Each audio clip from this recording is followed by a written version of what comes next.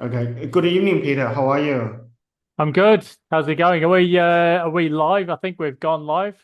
Yeah, Uh we're live now. Excellent. Yeah, good to see you. How's things? Yeah, good to see you as well. I hope you guys are okay, not affected by the flood 2 weeks ago.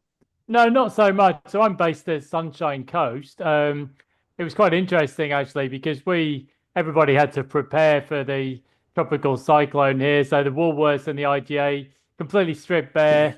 The neighbours have got sandbags out, probably enough sandbags to build the World War trenches. But then, as it transpired, we didn't really get anything at all at the Sunshine Coast. Brisbane got about 275 mils of rain in one day. So all the usual places like the bottom of Oxley Road and Kedron Brook and yeah, all of the usual places that get inundated copped it pretty badly. But I think the thing with Brisbane, I was down there yesterday for the Housing Industry Association event with Matt Canavan and Tim Reardon, and I think Brisbane has had so many inundations of heavy rain over the past decade or two that things were back to normal incredibly quickly. Yeah, It seems like the worst of it was Gold Coast. I think if you look at where the yeah, cyclone hit landfall, it was much further south than where we are. So yeah, Gold Coast, a lot of people were without power and in some cases without water mm, for quite a long time. So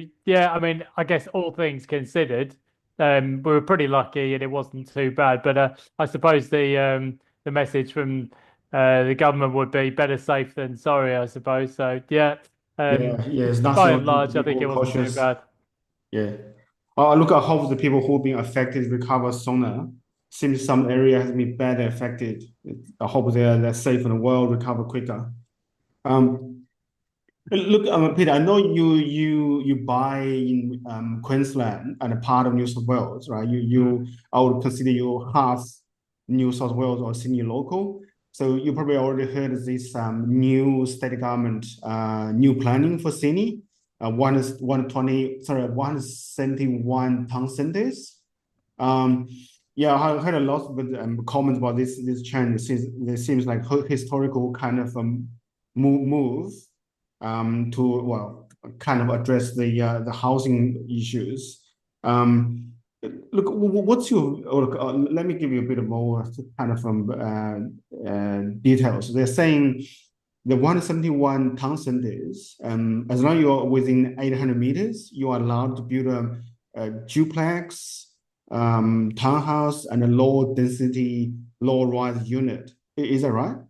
Yeah, so it to some degree depends on whereabouts in Sydney you are, but I guess yeah, we all know the issue. There's a massive housing shortage. Mm, Charter Keck Kramer put out its state of the market report yesterday. Unit commencements in Sydney were the lowest level in 14 years last year, while population growth is obviously very high. I think the international students figures showed yesterday, there's probably about 200,000 arrivals in February for the start of the university semester. So, I mean, that's the issue. It's pretty well known. Developers are not really that keen at the moment to build because, um, God, the cost of building have gone up so much. So there's effectively a streamlining process that the New South Wales government is mm, looking to put in place. So that's basically reducing assessment timeframes. But as you said, it's basically a low and mid-rise housing policy. So if you're within a certain distance of particularly some train stations, there'll be a change to the zoning so that potentially you can put in more terraces, townhouses, low-rise apartment blocks, and so on. So there's certain parts of the city that'll be more impacted than others, right across mm, Greater Sydney, but also Hunter Valley, a little bit Central Coast, and also down in the Illawarra. So mm, yeah, I mean it's not unprecedented. If you think back to the previous cycle, there were certain zones like Epping where you could build a whole lot more in the way of units, and it'll be the same this time around. mm, Um, I guess it's just going to take a bit of time to flow through because the typical time cycle to deliver a medium density project is probably up to 3 years from getting the approval through to mm, delivering to the market. So it may be nearer the end of the decade that we see the uplift in supply. But there's a whole heap of train stations and urban areas that will see an increase in units and townhouses and so on, and all of the stuff that comes with that, right? So the traffic and so there are some challenges to navigate as well. Sydney's Mm, done quite well on infrastructure um, through the COVID period. So the government has been spending a lot on things like the Sydney Metro and so on. So trying to get ahead of that challenge. But yeah, I think we'll definitely see. I think there's a real appetite for some rezoning and removing the red tape because yeah, the construction in Australia has really not kept pace with population growth over mm, recent years, and it's creating real issues in the rental market and just more broadly across the housing market. mm. Yeah, it's quite interesting because I see a lot, quite a few areas. The sports concentrated in the upper North Shore, Mm. from Chatswood up to Hornsby and the west as well, and some Which of the makes sense, right? Because you've got the train line, so yes, train yes, train line, yeah, station. yeah. Yeah, and if It, you pretty if much you're trying to get ahead of the curve in the other cities and you want to try and get maybe a block of land with potential for rezoning, well, the obvious place to go would be close to a train station because mm, those areas already have the infrastructure, but they also have noisy trains running through them. So if you've got a block of a medium density block that's pretty close to a train station in Brisbane, for example, you may mm, well find 5, 10, 20 years down the track that the rezoning allows for, say, 10 stories instead of two or three. So mm, that's where you get that sort of value uplift. And yeah, you're right. I think a lot of those areas across Upper North Shore, Northern Beaches will start to see more medium density as a result mm, of these planning reforms. mm. It seems like quite a significant, right? It's going to change the tree line landscapes of these areas. Yeah, yeah, that's right. I mean, if you think we tend to think of Sydney as a dense city, but actually when you fly out from Sydney up to Maroochydore, it's only when you get up into the air you realise actually it's only dense in spots. You know, it's dense around uh, I suppose Potts Point and maybe Mm, Parramatta and to a certain degree Blacktown and some of these other little pockets. There's little mini mm, CBDs as well, like North Sydney. But actually, you don't have to go too far out into suburbia, and you suddenly see it's a very, very much a low rise and not a very mm, dense city at all. So I think if you were to project forward, um, maybe 10, 20, 30 years into the future, yeah, I think a lot more of those train hubs, for example, you mentioned Chatswood, for example, there'll be a lot more density around those sorts of hubs, Hornsby as well.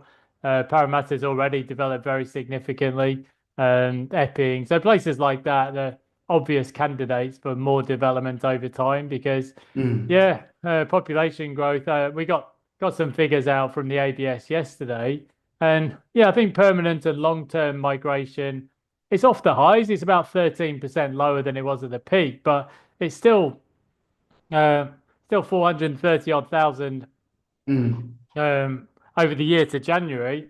Plus, you've got the mm, international students coming back in February. So yeah, they're still big numbers. Plus, you've got the natural growth of the population anyway in Australia. That's not true mm, everywhere. Some countries in Asia have got such low fertility rates and aging populations, but mm, Australia tends to bring in a lot of young migrants under the age of 30. So that means you've got a kind of a natural growth in the population of as well of about 150,000. So you can see what the dilemma is. If you're going to bring in that many people, you need to free up the locations mm, across Sydney, Melbourne, and to some degree as well, Brisbane and Southeast Queensland to allow developers to when they're ready to build and prices are going up, then they can deliver more stock. Because otherwise, you just end up in this every cycle. You just end up with the same issue, which is a massive housing shortage, which mm, is no good for anybody really. It's a very difficult time for first home buyers trying to save a deposit. It's difficult for renters. mm. Security of tenure sometimes very sketchy for families. So yeah, you can see there's definitely going to be a big push in that direction away from NIMBYism and towards YIMBYism. Mm. Yeah, look, it is quite a challenging for people to get in the housing market. But you also mentioned, look, the building costs are so high. And also we have a labor shortage as well. Probably it's not going to be to create a significant change in short period of time, like let's say 12 to 18 months. No, probably not. I think Mm. if you look at approvals, they have picked up just over. I mean, look, it's different in different parts of the country. Brisbane maybe bottomed 6 to 9 months ago. Approvals picking up. Melbourne's not doing too badly, but Sydney's really struggled. But yeah, you're right. There's a lot of people working on infrastructure projects. Mm. Um, Mining projects as well. And yeah, I think for a lot of developers, the simple cost of delivering a unit has gone up maybe 40%. So in some Mm. cases, maybe near 50% or more. So typically, developers, I mean, you need a price differential from the Yeah, established stock to yeah, get people to want to build. Otherwise, it's just not viable, I guess, for a lot of developers. It's a fairly low margin industry at the best of times. Uh, but yeah, with a lot of fixed price contracts in recent years, we've actually seen a lot of developers go to the wall. Several thousand insolvencies last year across the sector. So yeah, a lot of challenges. Uh, yeah, as I mentioned, I went to the Housing Industry Association State of the Nation presentation in Brisbane mm. on Monday, and a lot of the talk, obviously across the industry, is about skill shortages, Mm. skilled labour, materials prices have gone up again. I think, I mean, they're not maybe the crazy rises that we saw 18 months ago or 2 years ago, but there's still pressure on materials prices like cement and steel. And the workforce is heavily unionized in Australia, so um, you generally find that labour costs only go up and to the right. So Yeah, you very rarely get any respite there. So yeah, it's a very difficult time in development, and I think these reforms will help, but it might take until towards the end of the decade before we start to see the benefit. I think also if you look at approvals over this financial year today, they've done better, 107,000, but the mm. government's target is about 20,000 a month or 240,000 a year to get to that 1.2 million homes over 5 years. Well, that would need 140,000 over Yeah, the first 7 months of the financial year, and we've got about 107. So if you can imagine two lines on a graph, we're getting further behind cumulatively, and we realistically we're probably not going to catch that up over the 5 year period. So yeah, lots of challenges there, and I think it's manifesting in the rental market. mm. Rental vacancies fell as low as 1% nationally. Very rarely would see anything that low. But now you're starting to see people bunching up again. So Mm. more use of share housing, um, more sort of flat sharing, student accommodations packed out. So the number of people per dwelling is now increasing again. Mm. We've had a sort of a trend decrease over the past 20 years. And during COVID, of course, everyone was spreading out all over the country. But now things are centralizing and Mm. people are, yeah, they're cramming in together a bit more. So I don't think we'll see the rental vacancy rate probably go any lower than where it is because it can't to some degree can't go that much lower. But what we are starting to see is more people finding well the cost of rent is too much for a single person, so Yeah. people are either staying home with their parents for longer or they're buddying up and renting with a partner or somebody else or a Mm. friend. So yeah, and all of that is really a knock-on effect of yeah, the cost of construction, the supply challenges facing developers, and the developers cop a lot of criticism for this. There's people talking about uh, productivity in the sector is down, but I don't think that's really true.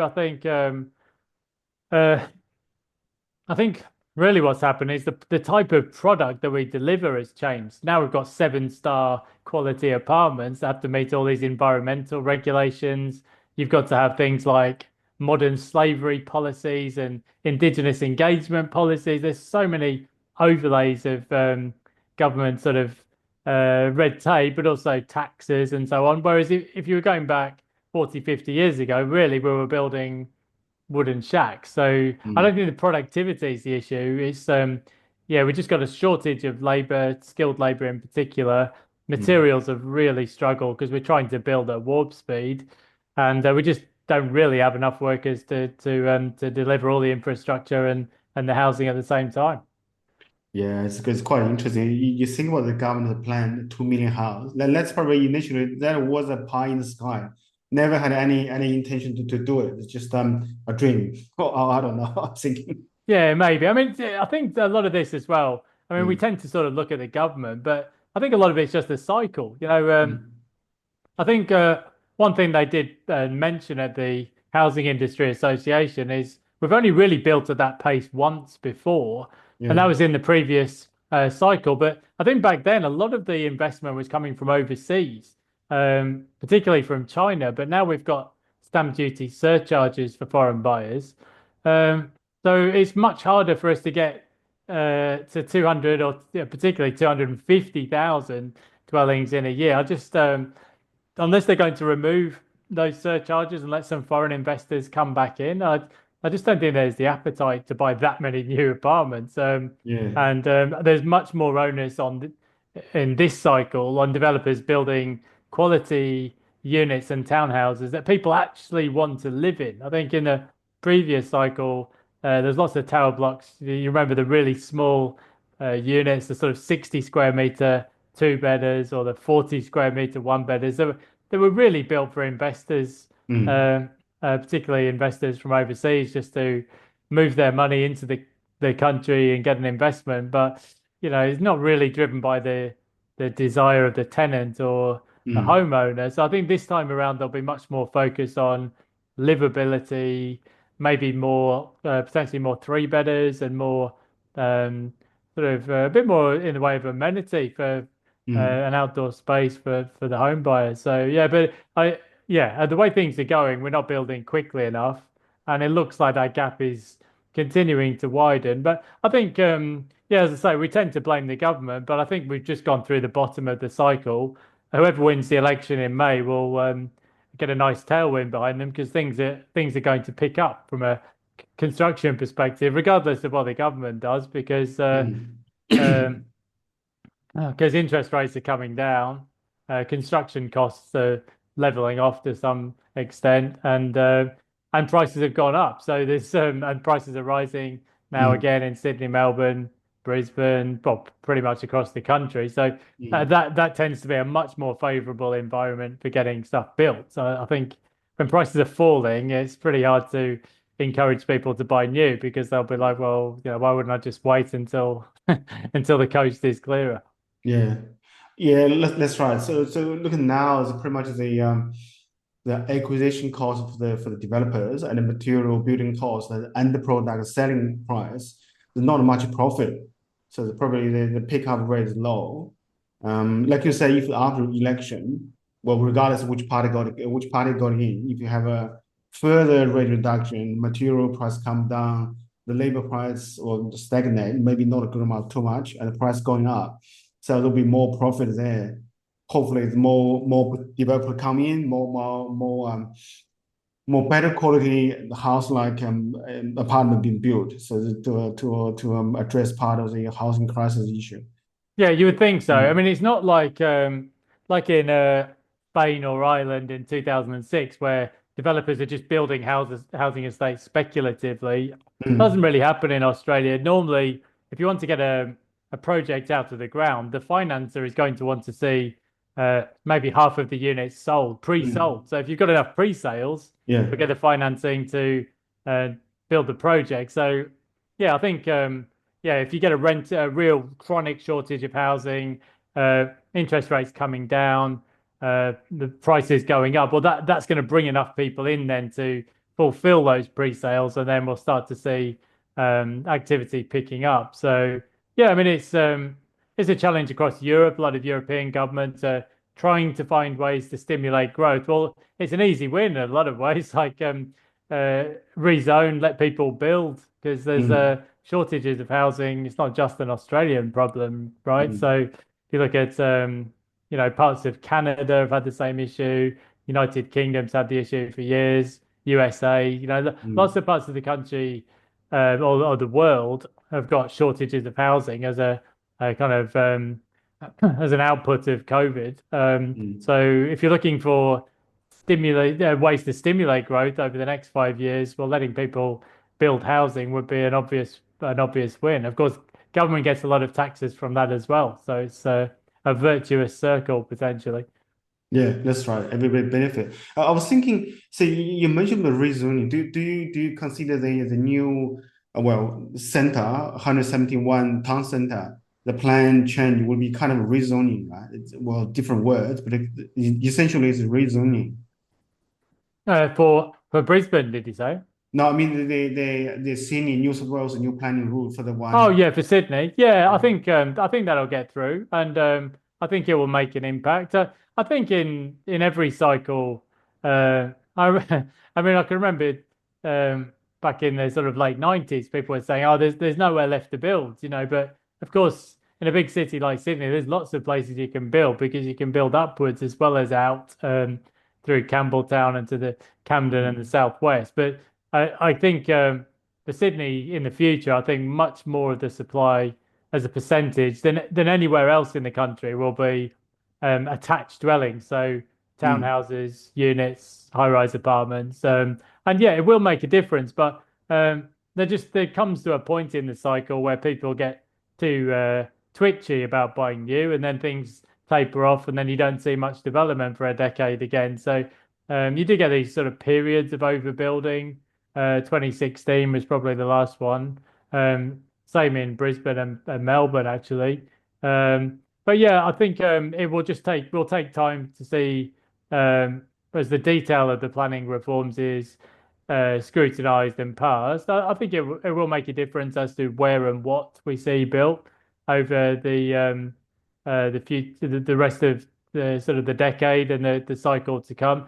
We may as well see more reforms to come. I think we've seen rezoning, planning changes and changes to red tape, but there could be more. There could be other announcements to follow. And mm, governments tend to like to do things as well in terms of incentives. So in a lot of previous cycles, we've seen first homeowners grants, stamp duty exemptions to buy new, and so on. So mm, just to give things a little kick up the backside and get them happening. So mm, yeah, I think I don't think these changes will be rushed through, but I do think over the rest of the decade, I mean, it's just such a widespread and widely discussed issue. I think there's going to be a massive push to get more housing built, especially in Sydney, I think.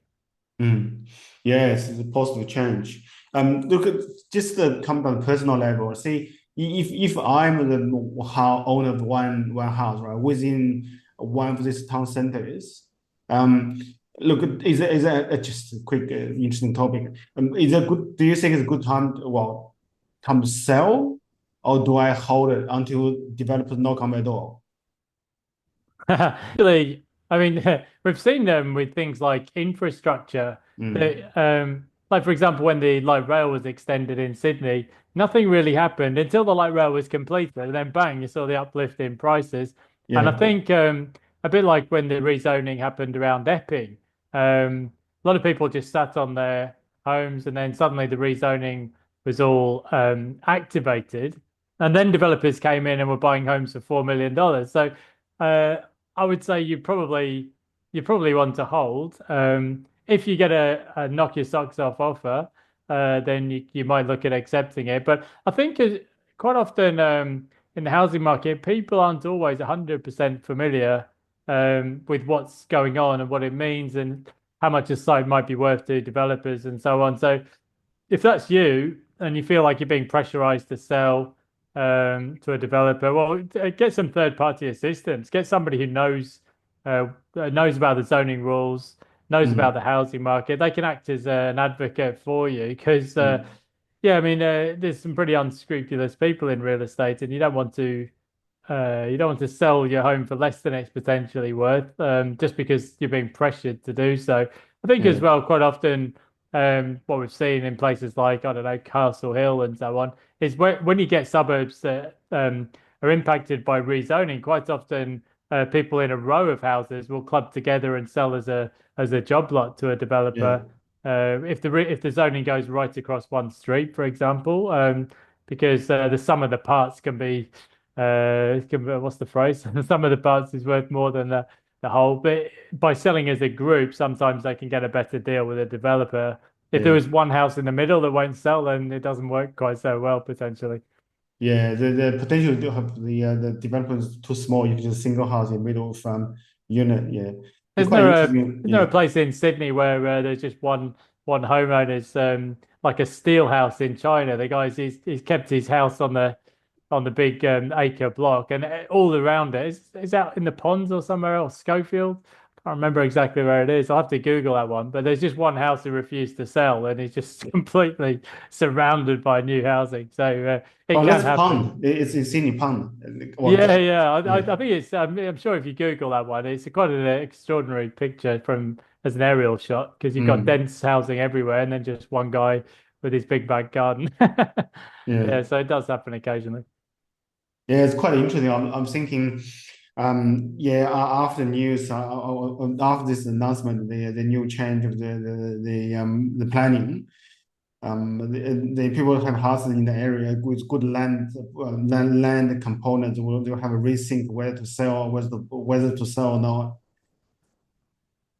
Yeah, yeah. I think that's. Yeah, I mean, like for people who are homeowners, if you can sell and it's capital gains tax free. And I mean, the thing with zoning, I was just looking at a house today for a client in Sunshine Coast. There's a zone for high density. And I Yeah. was just saying to the client, he's like, well, you can buy this, you can remove the home, you can build a home, but you've got to also consider that if the street is zoned for high density, the house next door could be demolished, and then you could have to deal with construction for 2 years. Then you've Mm, got maybe a block of 25 units next door, and then maybe the next one and the next one. So it's one of the reasons that you might choose to sell is if you don't want to be. I mean, I'm pretty sure there was a story about a guy in Epping who said he'd lived in the same house, but he could remember seeing cows and sheep, but now it's just completely surrounded by new townhomes. And yeah, that's one of the considerations if you're in that mm, situation is that if there's a rezoning, you're going to see a lot of construction and changes and traffic and noise and all of that stuff. And yeah, if you can potentially get a windfall that you can sell capital gains tax free and maybe move to a quieter or cheaper or lower density zoned area, then it's definitely something worth considering. Because yeah, realistically, most individuals are not going to develop a block. Yeah, it's outside of their skill set and it's too much hassle. It's difficult to finance. But if you've mm. got a site that can be developed, then there's probably a lot more value in use to a developer who's got experience in the area. Yeah, yeah, it's quite interesting. You don't want to hold on to your house as well. The 50 unit look down your backyard. It won't feel nice. No, it happens like in low medium density zoning and Mm, particularly high density zoning. I mean, some people don't mind and I mean, you're still land banking the asset, but yeah, there can be a lot of disruption that goes with it. Yeah, I mean, we've actually got it's not housing, but the highway or the main road going through Parisian Beach, Sunshine Coast is being resurfaced at the moment. It goes all night. You can you can hear the noise from yeah. miles away, and they don't make any particular effort to keep quiet either. People shouting at 3 in the morning and stuff. So, but you don't get that with resi construction. There are defined working hours, but it can still be between sort of 9 and 4 or 5 o'clock. There's a lot of potential earthworks going on, and jackhammers going off and things like that. So, yeah, Mm. quite apart from the change to the density of the suburb, just the disruption of the construction going on as well.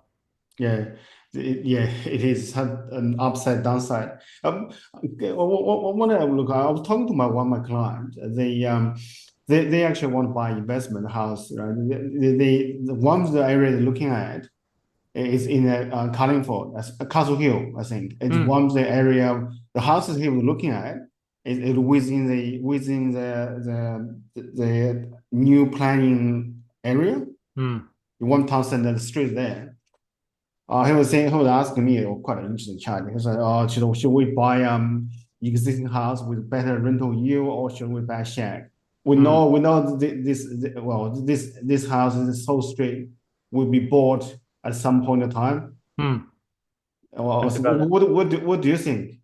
Yeah, so you often find with that scenario, so you're Yeah, effectively land banking the asset. yeah, The challenge very often for people is that, as you quite rightly pointed out, the rental yield might be, who knows, it might be 1%.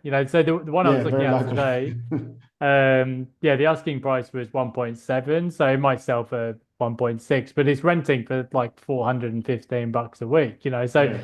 you've got some big negative carry there potentially. Now, you might decide that if you're only going to, yeah, I mean it depends purely on your circumstances. If you're paying largely cash, then that might be fine. But if you're borrowing 80% and you're planning to hold the property for 5 years, that negative cash flow is going to be, even after tax, is going to be huge, right? So Mm, yes, it depends. I think it's I think that stuff was easier to do when interest rates were at zero. I think if you're borrowing at 6.5% or 6%, and the rental yields maybe only two or something like that, then you've potentially got quite a big negative cash flow to deal with. mm, So if you're able to do it, it might be fine. But yeah, very often, and look, I've seen people get caught out during the Banking Royal Commission.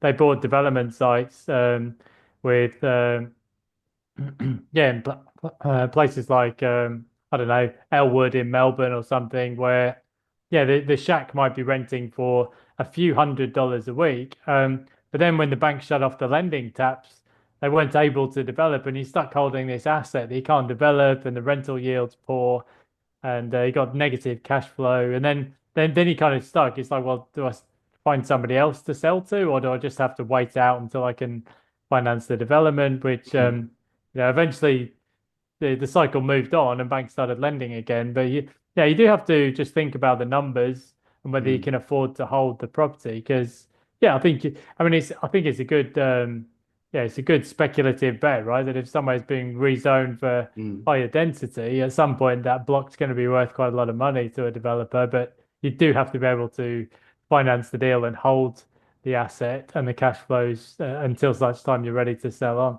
mm.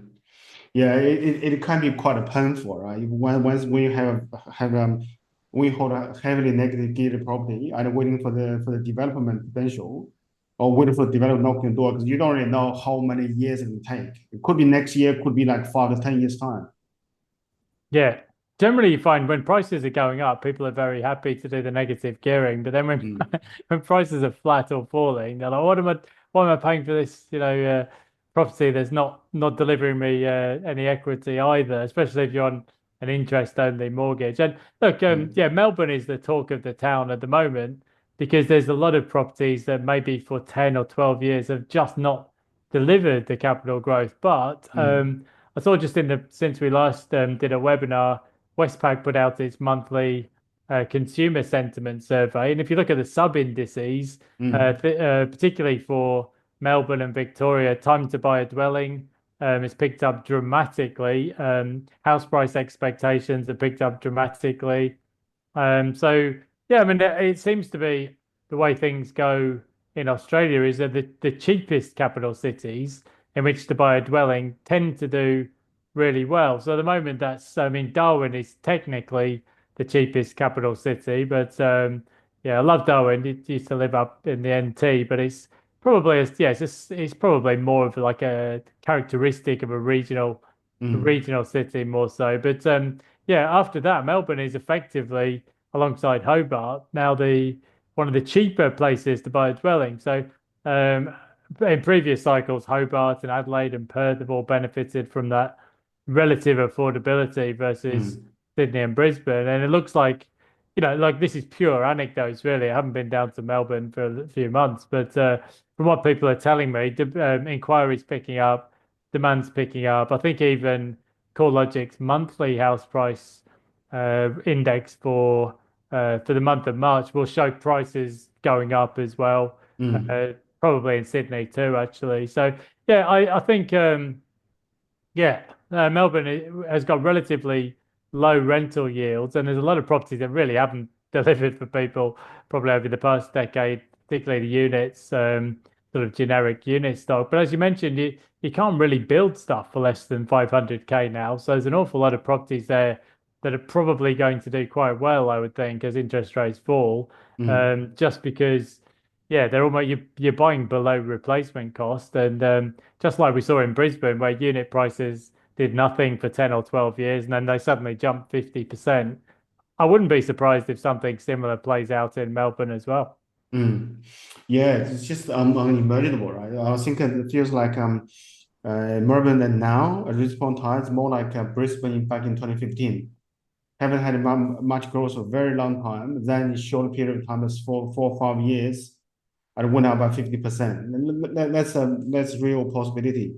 Absolutely, yeah. Mm, And if you think back to when I bought a unit in Brisbane, I was probably a bit early. I think it was 2017 because everybody was saying you remember there was a massive overbuild of units, and yeah, dirt everyone was cheap. saying, Yeah. yeah, prices hadn't moved for maybe 5 or 6 years, and everyone was like, oh, this is ground zero for Yeah. Australian property, the oversupply. But you could buy with no competition at all, and even in the blue chip areas like New Farm Mm, and Hawthorne and places like that, and Tenerife and Balimba.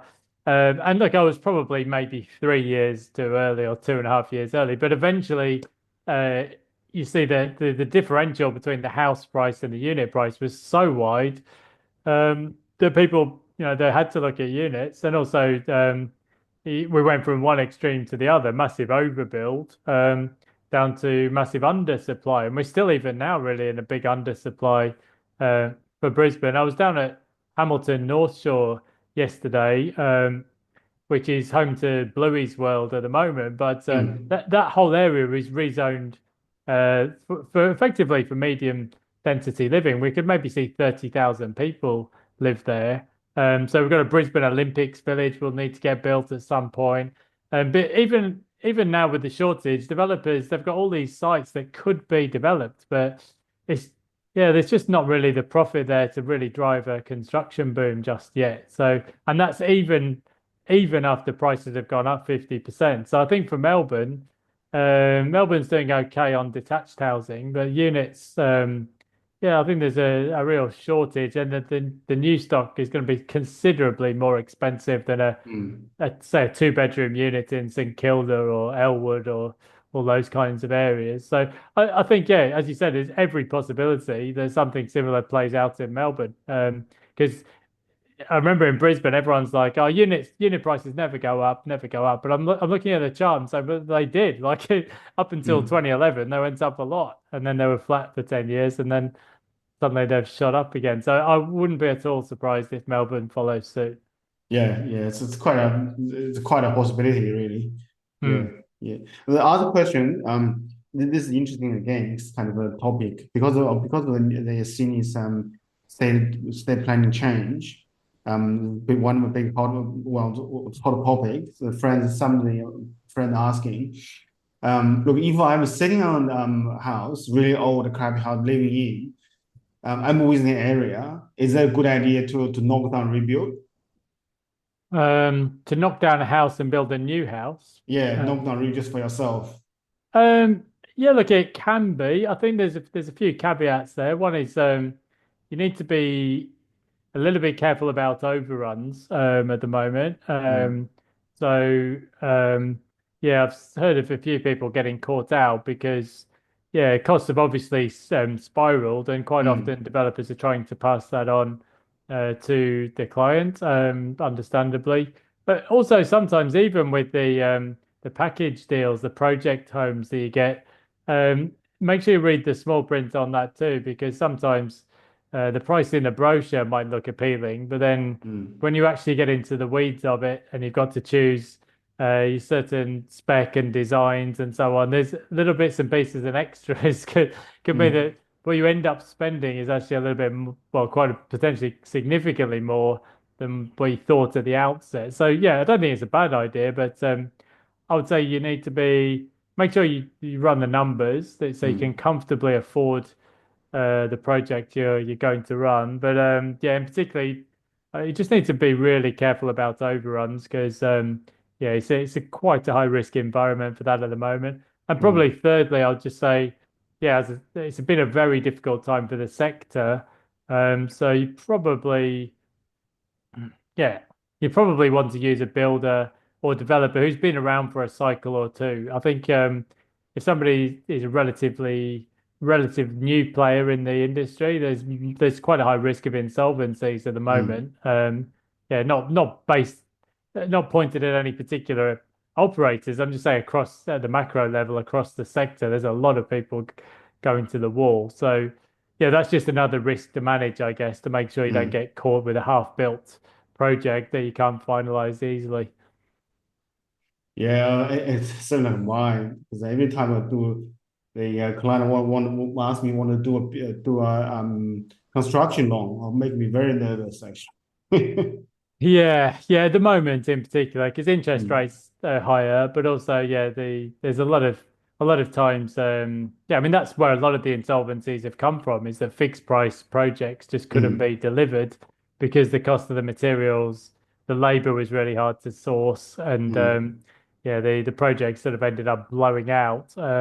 Not helped as well by the very well record high levels of infrastructure spending in New South Wales. So there's competition for labour, not just from housing, but also from infrastructure and mining as well. So mm. yeah, it's a few risks to be managed. Yeah, I was watching. Got a question for you, Eric. I was watching Tom Panos, the auctioneer, on Yeah. the weekend, and he said he sold 12 of his 13 auctions on Saturday under the hammer, including a few sort of big results in the inner west. And he said that's the first signs he's seen of a bit of FOMO starting to build up in Sydney. And he gave maybe half a dozen reasons why sentiment's picked up. I think interest rates and population growth, we mentioned, the high cost of construction. I think he said as well, like even sort of tradies are now charging like $1,000 a day at the moment. So it's very hard for the new supply to get built. People can't easily do renovations, the new metro, the new infrastructure, and I think just generally, I mean, just to build a box, a unit, it was 350K. Now it's maybe 550. So Mm. his thinking is that older established units are going to fly in Sydney as well. I guess like it, I'm sort of mostly Queensland based, but are you seeing any of that in Sydney and Melbourne at all with your clients? Oh, look, I don't do too many units at this point in time in most houses. Hmm. Yeah, most of the houses come on the table, not too many units. Yeah, if there are if the unit coming, it's mainly the established low rise, not high rise ones. Yes. Yeah, they Yeah. I think do. in, places like trying to think of an example, like Northern Beaches, inner west, eastern suburbs, where you get into sort of boutique blocks of units. I think that's the sort of properties talking about maybe the 1960s and Mm, 70s blocks where you've got the three-story height limit. So I'd be far less sure about the sort of high-rise developments that have been built in recent years. That's a lot. That seems like a lot sketchier kind of outlook for that type of property with all the yeah, the cost of amenities and strata and so on. mm, But anyway, it'd be an interesting one to see because yeah, as we mentioned, Brisbane's already sort of blown off to a large extent for that type of property. But yeah, Sydney and Melbourne has been a lot quieter over the past 5 or 6 years, and yeah, it'd be interesting to see whether um, falling interest rates bring people back into the most expensive cities. I think mm, the sort of core logic research that Eliza Owen did showed that when interest rates go up, people tend to go to the cheapest markets because their borrowing capacities are compressed. But mm, when interest rates come back down, that tends to be beneficial for Sydney and Melbourne more so because yeah, I guess those markets, there's a lot of equity, there's a lot of deep pockets there, a lot more sentiment driven, but also, yeah, those are the markets where you generally need a higher borrowing capacity to get mm. into the market in general anyway. Yeah, yeah. It is quite interesting. My very limited observation. I feel the a little bit more expensive area, the house like over 2 million. Hmm. It seems like more confidence comes back. Yeah, Yeah. Well, that's that's exactly what Eliza's research seemed to suggest. I mean, she picked out some sort of bellwether suburbs, if you like, mm, that would be most likely to be impacted by falling interest rates. And I think Leichhardt was the top suburb. And mm, I mean, the reason, you can see why it's popular with families. there's a limited supply of housing, good schools and school zones, and Mm, yeah, they can't really build more houses there, and it's very much driven by the sentiment through the cycle. So mm. yeah, it's expensive though. That's the thing, and when prices are falling, people are very cautious. But then the first sign of things going up, everyone piles back in, and yeah, they're probably the most sought after property in a lot of ways is a detached house in a good school zone. And yeah, when interest rates are falling, those sorts of markets will probably pick up.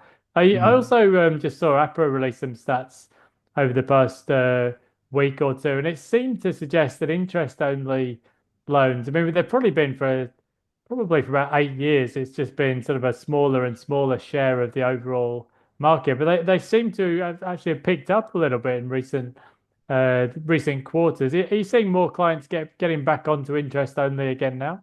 Oh yeah, yeah, Yeah, I thought yeah. it might be. I know there was a big shift away from them from 2016 because for various reasons I think there was a speed limit put on the number of loans that banks could write, Mm, and then there was an interest rate differential between interest mm. only and principal and interest, and yeah, I think banks Yeah. I think for a lot of people it just didn't make sense if you could borrow for 1% lower mortgage rate, you're just going to go for that regardless of the product. And but it just seems that things are swinging back now, not dramatically, but yeah, more people seem to be accessing the interest only lending again. So It, yeah, I mean, probably for 8 years that's been a headwind for the housing market, but maybe things are starting to normalize and pick up again there too now.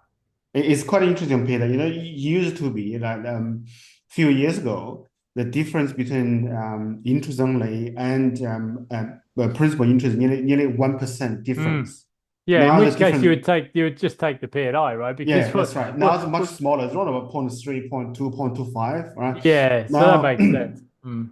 I do see lots of clients want interest only on investment now. I think Mm. more to do with the confidence. Mm. Yeah. Yeah, I think so. No, I mean, for an investor, it does make a lot of logical sense because you're getting 100% tax deduction on your interest, and you can still build up a buffer or an offset account or something like Mm. that. So you're not really penalized now for taking No, out not really. interest No. only. Yeah, I understand for a home buyer why they would want to get the mortgage knocked down, and that's fair enough. But yeah, Mm. for a lot of investors who are they're managing their money sensibly, an interest-only product does make a lot of sense. And I think in Australia anyway, the bulk of those products they reset to principal and interest anyway at the end of 5 years. In some other countries, you have different products where there's maybe a balloon payment at the end, but that's not really the way they work in Australia. They do ultimately amortize anyway. So Yeah. yeah, I think yeah, I mean that the ability to borrow on interest only might just be a bit of a sort of a tailwind for the market. Yeah, one other thing I noticed this week from New Zealand is that they've experienced record migrant departures from New Zealand, largely to Australia, and I think that's really a function of slowing economy and housing market over there. But I think incomes are just higher in Australia, Mm. and we've seen loads of that around the Gold Coast. Just keep bumping into Kiwis everywhere. So yeah, so these little factors that yeah, they're just increasingly quite bullish for Australia. There's still only got what 4% unemployment rate. It's not like in New Zealand and Canada where unemployment's gone up, but in Australia, pretty much everyone who wants a job has got one. So yeah, there's Yeah. been some cost of living challenges, but overall things have played out reasonably well for Australia. Yeah.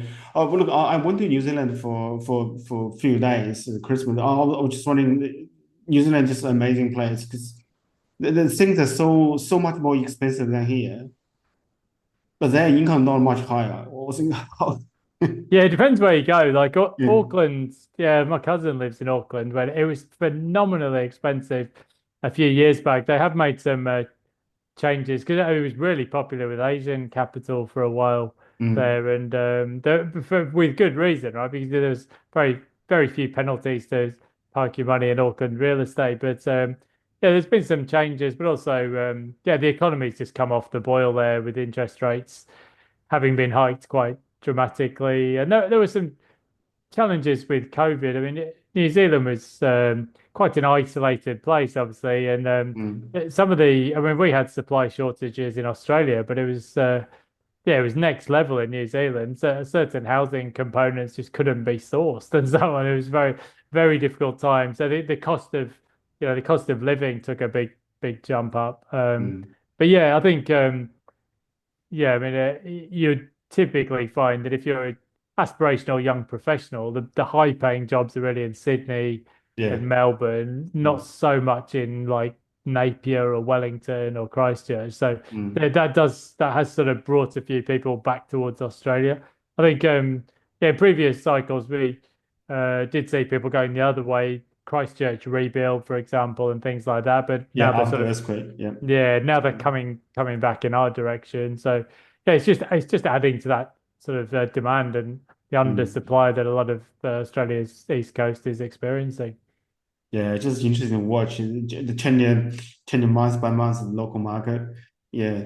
Yeah. Look, Peter, I'll give you a tricky question. Do you see there'll be more interest in the car, like 2 to 3 for this year? Well, yeah. I mean, I think if you look at market pricing, Yeah. so cash rate target today is 4.1. I mean, things can obviously change. The bottom of the cycle, if you look at index swaps, is looks around about sort of May 2026. So what's that? 14 months away. And yeah, the bottom of the cycle looks like about 3.4. So what's that? Maybe two or three more cuts, I guess, is what markets are kind of betting on. And that I think that makes sense. I think inflation is back in the target band, but there's still some issues. Mm, For example, if the energy rebates are taken away, we might see a little step up in energy prices. There's a few uncertainties about what tariffs and geopolitical issues are going to do to inflation. I mean, inflation seems to be largely back in the bottle now for Australia, but I don't think the market's screaming out that we need loads of interest rate cuts. I mean, unemployment rate's 4%. It's not like it's 6 or 7, and we have to cut dramatically. I think the thing for Australia is that government spending as a share of the economy is basically mm, at a record level. So um, I mean, you can argue the toss as to whether that's a good or bad thing, but it's certainly kept the economy ticking along. I think jobs growth over the year to January was like 3%. It's massive. mm, So mm, now a lot of those jobs are public sector, healthcare, social assistance, NDIS, that kind of thing, which is the way would call non-market jobs. But yeah, I mean, it's kept the unemployment rate at 4%. So you could certainly make the case that you'd rather have a 4% unemployment rate than high sixes, which is what Canada went through. So yeah, I think yeah, at some point we might need to wean ourselves off the government teat again, but I don't think it needs massive interest rate cuts. We might just see two or three more, I guess. Well, even 2 or 3, let's do massive. Let's nearly plus the current one, the one we just had. Let's 75 point basis. That's a massive. Yeah, I mean, if the cash rates, I mean, if you actually look at the modeling, like this is like trying to walk towards the horizon, and the further you walk, the further away it seems to get. But Mm, modeling seems to suggest that the neutral cash rate for Australia at the moment is about 3.5%. So that mm, might mean that if a bank's got a margin of say 2 percentage points, you might be borrowing at 5.5%. So it's not the sort of 2 or 3% that we enjoyed for a little while, but 5.5% mortgage rate is quite reasonable. And if you shop around, you might get five.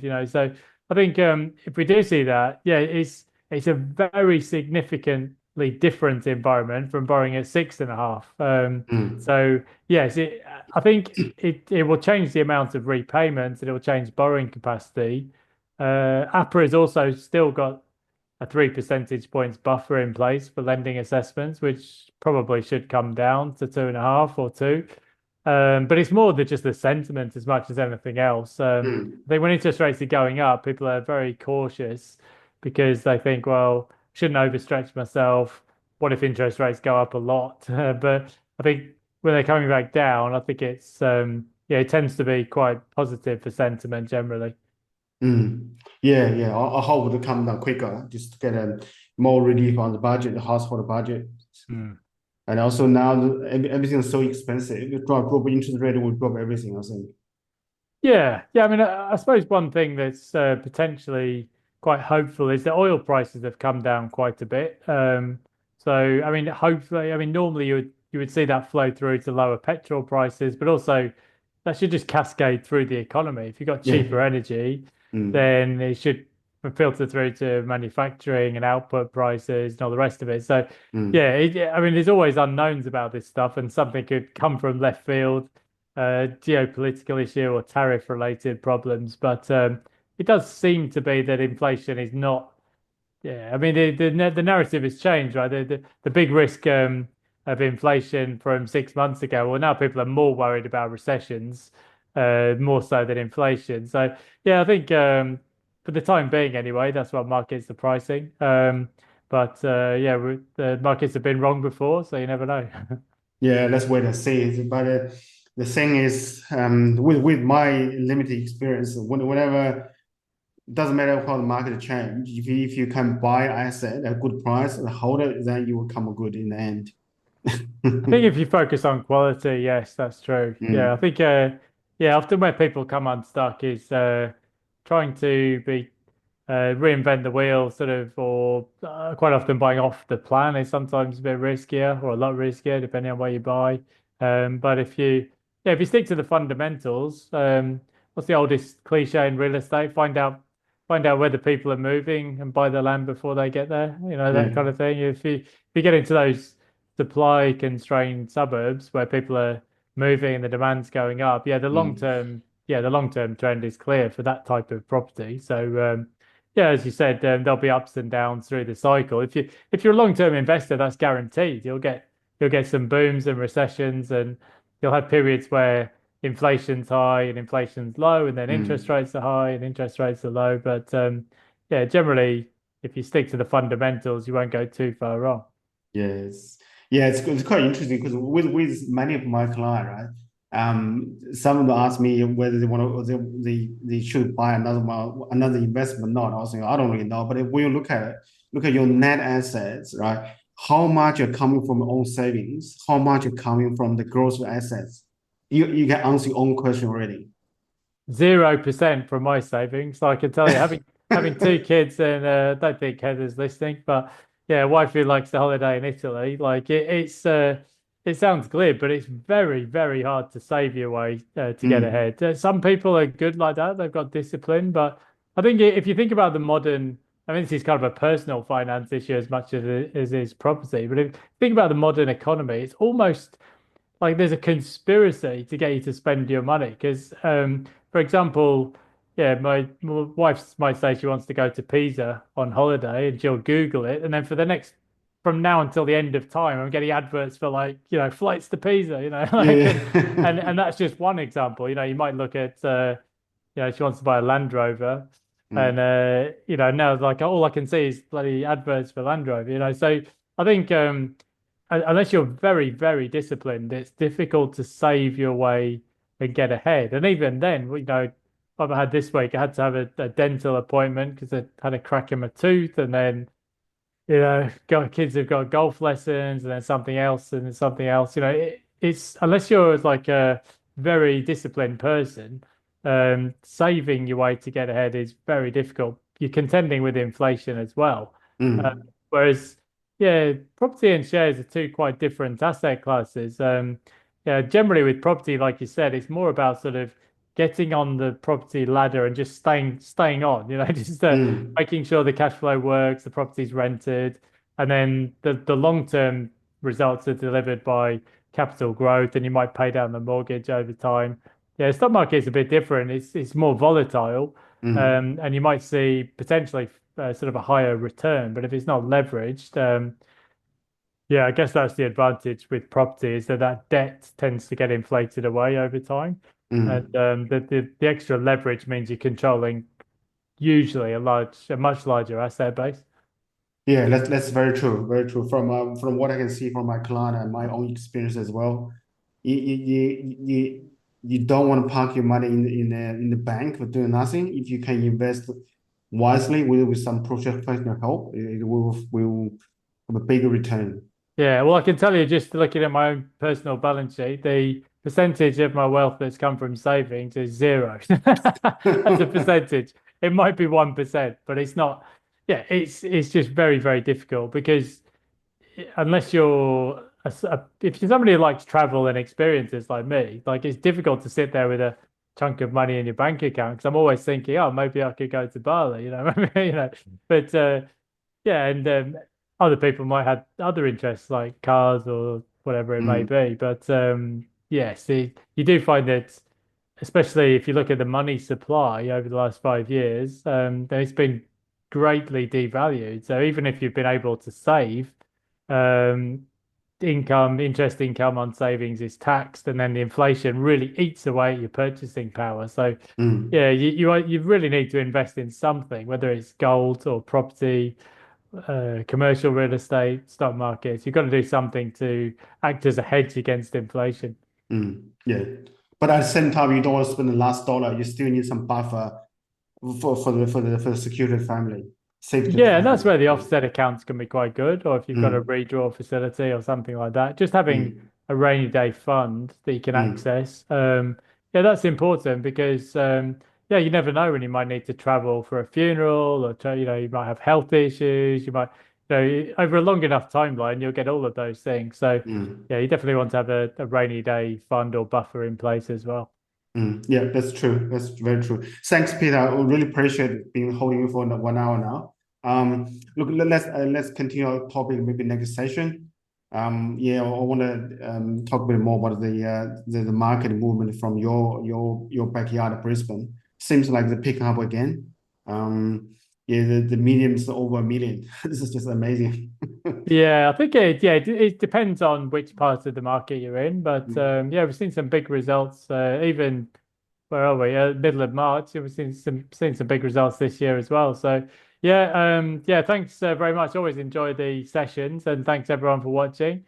So yeah, you can track me down on my blog, Pete Warden Blogspot, where I post my daily thoughts. So yeah, great to connect on here as well.